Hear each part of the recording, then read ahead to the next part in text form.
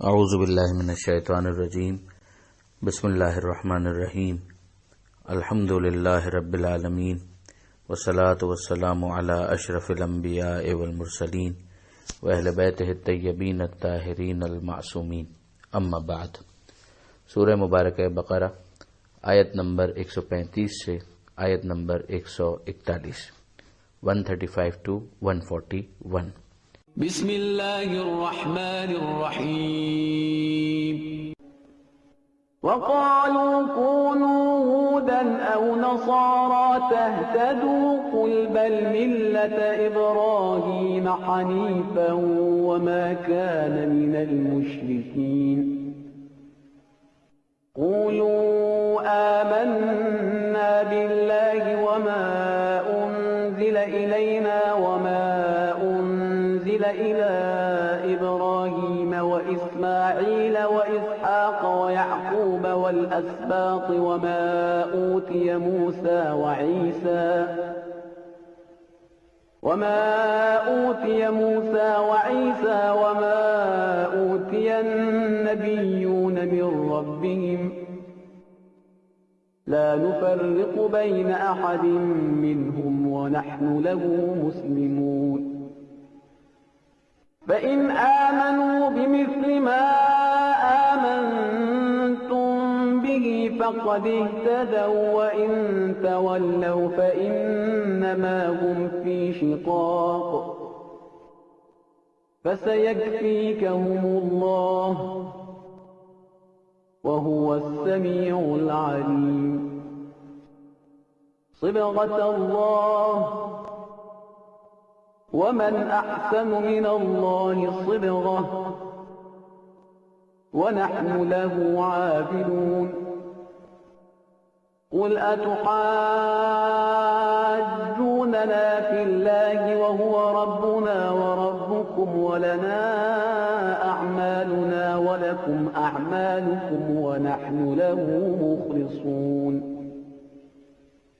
أم تقولون إن إبراهيم وإسماعيل وإسحاق ويعقوب والأسباط كانوا هودا أو نصارى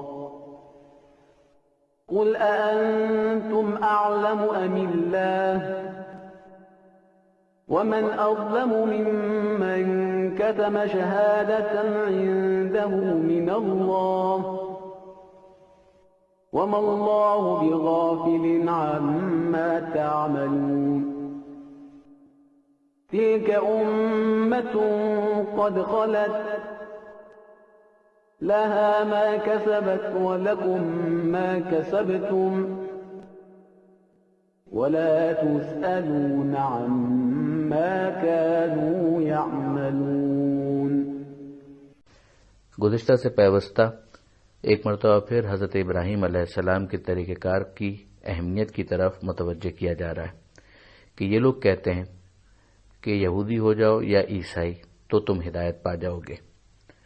اب ظاہر ہے کہ یہودی اپنے طور پر اور عیسائی اپنے طور پر الگ الگ یہ بات کہہ رہے ہیں جسے سمو کر ایک ساتھ بیان کیا گیا۔ پروردگار فرماتا ہے کہ آپ کہہ دیجئے بلکہ ابراہیم علیہ السلام کا مذہب، ان کی ملت، ان کا طریقہ، حنیفاً جو کہ حنیف تھے، باطل سے کترا کر چلنے والے تھے، اور وہ مشرکین میں سے ہرگز نہیں تھے۔ یہ بات پہلے بھی آ چکی کہ ابراہیم علیہ السلام اور جناب اسماعیل علیہ السلام کی دعا میں اس آخری نبی کا تذکرہ آ چکا اور اس کی تفصیل بیان ہو چکی۔ تو ان کے طریقہ کار کو اگر اختیار کرنے کا دعویٰ تمہارا ہے تو پھر اس آخری رسول کو قبول کیے بغیر کوئی چارہ نہیں ہے۔ ان سے کہہ دیجئے کہ ہم ایمان لائے اللہ پر جو ہم پر نازل ہوا، اس پر بھی جو ابراہیم پر نازل ہوا، جو اسماعیل پر نازل ہوا، جو اسحاق پر نازل ہوا، جو یعقوب پر نازل ہوا، اور جو اسباط پر یعنی نسل یعقوب میں جو دیگر انبیاء آئے ان پر۔ خاص طور پر پھر ذکر کیا گیا موسیٰ اور عیسیٰ علیہ السلام کا، اور پھر علی الاطلاق نبیوں کا تذکرہ کیا گیا کہ جو ان کے رب کی طرف سے نازل ہوا ہم نے ان سب چیزوں کو قبول کیا۔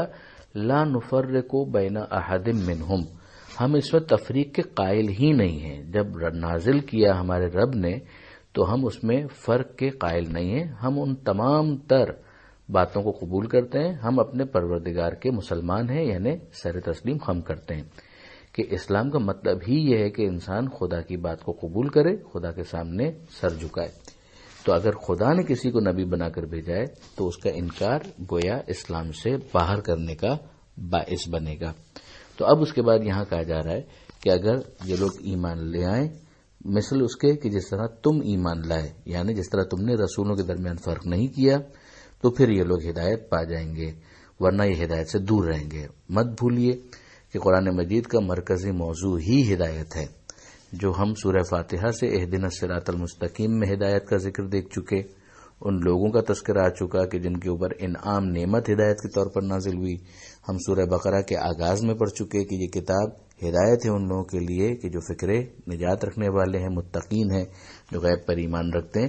یہاں پر یہودی اور نصارہ ان کے اس قول کی نفی کی گئی کہ اگر تم یہودی اور عیسائی بنو گے تو ہدایت پا جاؤ گے، بلکہ کہا جا رہا ہے کہ یہ لوگ بھی اگر ایمان لائے اس طرح سے جس طرح مسلمان ایمان لائے کہ انہوں نے تمام انبیاء کو قبول کیا، جو گزشتہ منسوخ شریعتیں ہیں ان کے منسوخ ہو جانے کے باوجود ان کے خدا کی طرف سے نازل ہونے کا انکار نہیں کیا، اصل توریت کا انکار نہیں کیا، اصل انجیل کا انکار نہیں کیا، ان تمام نبیوں کی نبوتوں کو قبول کیا کہ ہاں یہ پیغام ہدایت تھا، اور اپنے اپنے زمانے کے اندر ان نبیوں نے زحمتیں برداشت کی اور خدا کے پیغام کو پہنچایا۔ ہم ان تمام نبیوں کے اوپر ایمان رکھتے ہیں۔ اگر یہ اس طرح سے ایمان لے آئیں کہ ان کو قبول کرنے کے ساتھ اس آخری رسول کو بھی قبول کریں تو یہ ہدایت پا جائیں گے۔ یہ ایک مرتبہ پھر میں متوجہ کرنا چاہوں گا کہ پلورلزم کی اس تعریف کے اعتبار سے کہ جس کے اندر ہر راستے کو صراط مستقیم کہہ کر آخری نبی کی نبوت کا انکار کرنے کے باوجود لوگ نجات کی امید لگا کے بیٹھے ہیں، اس کی رد میں ایک بھرپور آیت بنتی ہے۔ پھر پروردگار فرماتا ہے کہ پھر بھی اگر یہ لوگ منہ پھیرتے ہیں تو پھر یہ اناد ان کی طرف سے، پھوٹ ان کی طرف سے، بنائے مخاصمت اور یہ جو جھگڑا ہے پھر یہ ان کی طرف سے، اور تمہاری مدد کرنے والا خود خدا ہے اور وہ سننے والا اور جاننے والا ہے۔ ایک بہت خوبصورت لفظ یہاں پر استعمال کیا گیا، صبغت اللہ، کہ رنگ تو خدا کا رنگ ہے، یعنی جب انسان خدا کو مان لے تو خدائی رنگ اس کے وجود میں جھلکنا چاہیے، اس کا چال چلن، اس کا سوچنا، اس کا اٹھنا، اس کا بیٹھنا، اس کا اخلاق، یہ سب خدائی رنگ کا مظاہرہ کرنے والا ہو۔ رنگ کسی کی شناخت کا ایک ذریعہ ہوتا ہے۔ جب انسان واقعاً اسلام قبول کر لے اور خدا کے سامنے سر تسلیم خم کر لے تو وہ گویا خدائی رنگ میں رنگ چاہتا ہے۔ پھر پروردگار عالم یہ ارشاد فرماتا ہے کہ اس سے بہتر، اللہ کے رنگ سے بہتر کون سا رنگ ہو سکتا ہے، اور ہم اسی کی بارگاہ میں عبادت گزار ہیں، یعنی یہ مسلمانوں کو تاکید کی جا رہی ہے کہ گویا وہ اس پیغام کا اعلان کر دیں۔ پھر اس کے بعد کہا جاتا ہے کہ آپ ان سے کہہ دیجئے کہ کیا تم ہم سے اللہ کے بارے میں جھگڑتے ہو جبکہ وہ ہمارا رب بھی ہے اور تمہارا رب بھی ہے۔ اب آپ نوٹ کریں اس بات کو کہ ایک طرف ان کا یہ جملہ کہ ہم اللہ کے لاڈلے ہیں، ہم اللہ کے بیٹے ہیں، اور دوسری طرف مسلمانوں سے یہ کہا جا رہا ہے کہ تم یہ کہہ دو، خاص پیغمبر کو مخاطب کیا جا رہا ہے کہ آپ یہ کہہ دیجئے کہ تم ہم سے اللہ کے بارے میں جھگڑتے ہو۔ اللہ کے بارے میں کون سا کاپی رائٹ کا مسئلہ آ گیا ہے؟ اللہ ہمارا بھی رب ہے اور تمہارا بھی رب ہے۔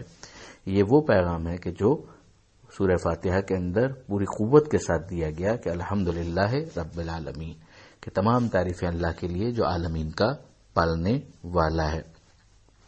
تو خدا کو خانوں کے اندر نہیں بانٹا جا سکتا، اس کی ربوبیت عالمین کے اوپر محیط ہے، کوئی اس کی ربوبیت سے باہر نہیں ہے۔ ہاں، جہاں تک اعمال کا معاملہ ہے، ہمارے اعمال ہمارے لیے، تمہارے اعمال تمہارے لیے، خدا کو خانوں میں مت بانٹو۔ جہاں تک ہمارا معاملہ ہے، ہم اللہ کے پورے خلوص کے ساتھ عبادت کرتے ہیں اور مخلص بننے کی کوشش کرتے ہیں۔ کیا تم یہ کہتے ہو کہ ابراہیم، اسماعیل، اسحاق، یعقوب اور نسل یعقوب کے دیگر انبیاء یہ لوگ یہودی یا عیسائی تھے؟ کیا تم زیادہ جانتے ہو یا اللہ؟ یعنی یہ تو بالکل تاریخی حقائق ہی کے خلاف ہو جائے گا اگر ان بزرگان کو یہودی یا عیسائی قرار دیا جائے کہ موسیٰ علیہ السلام اور عیسیٰ علیہ السلام تو بعد میں آئے تھے، ابراہیم علیہ السلام اور یہ دیگر جو نام لیے گئے یہ تو پہلے سے موجود تھے، ان کی نسل میں پھر بعد میں، اور ان کے سلسلے کے اندر بنی اسرائیل میں بعد میں موسیٰ اور عیسیٰ علیہ السلام آئے تھے۔ تو ان سے بڑا ظالم کون ہوگا؟ یہ آپ کے ذہن میں ہوگا کہ یہ تعبیر پہلے بھی مساجد کے حوالے سے کہ جو مساجد میں آنے سے روکے، مساجد کی ویرانی کا باعث بنے، ان کے لیے یہ تعبیر استعمال ہوئی تھی کہ ان سے زیادہ ظالم کون ہوگا. تو اسی کیٹیگری کا ظلم کرنے والے پھر وہ لوگ ہیں جو گواہی کو اور خبر کو اور جو پیغام ہے اس کو چھپاتے ہیں، اور اللہ غافل نہیں ہے اس سے کہ جو تم اعمال انجام دے رہے ہو. یعنی یہ تمام افراد یہ ذمہ دار ہیں کہ جو حقیقت ہے اس کو بتائیں، جو توریت میں لکھا ہوا ہے، جو انجیل میں لکھا ہوا ہے، خود بھی سمجھیں اور اس کے مطابق ایمان لائیں تاکہ ان کا اسلام جسٹیفائی ہو سکے. اور وہ جو اپنے ماننے والوں کو اس حقیقت سے دور رکھتے ہیں، بے خبر رکھتے ہیں، تو اس اعتبار سے بھی یہ ظلم کے اور بہت ہی بڑے ظلم کے اور سب سے بڑے ظلم کے مرتکب قرار پاتے ہیں. آخری بات وہی کہ یہ گروہ گزر چکا، جو انہوں نے کیا وہ ان کے لیے، جو انہوں نے کمایا وہ ان کے لیے، اور جو تم کماؤ وہ تمہارے لیے. تم سے ان کے بارے میں سوال نہیں کیا جائے گا. آپ کو یاد ہوگا کہ پہلے بھی یہ آیت گزر چکی ہے. کتنی اہمیت ہے اس پیغام کی کہ جس کی وجہ سے اس کو واپس تکرار کیا جا رہا ہے کہ بالآخر تم اپنے اعمال کے حساب دینے کے پابند ہو. تو سوچ لو کہ کس طرح تم خدا کی بارگاہ میں جانا چاہتے ہو. یہاں پر یہ صفحہ بھی مکمل ہوا اور اس کے ساتھ ہی پہلا پارہ بھی مکمل ہوا آیت نمبر 141 پر. الحمدللہ رب العالمین. پروردگار عالم سے دعا ہے قرآن سمجھنے اور اس پر عمل کی توفیق عطا فرما، اور وارث قرآن امام زمانہ کے ظہور میں تعجیل فرما. وآخر دعوانا ان الحمدللہ رب العالمین. والسلام علیکم ورحمۃ اللہ وبرکاتہ.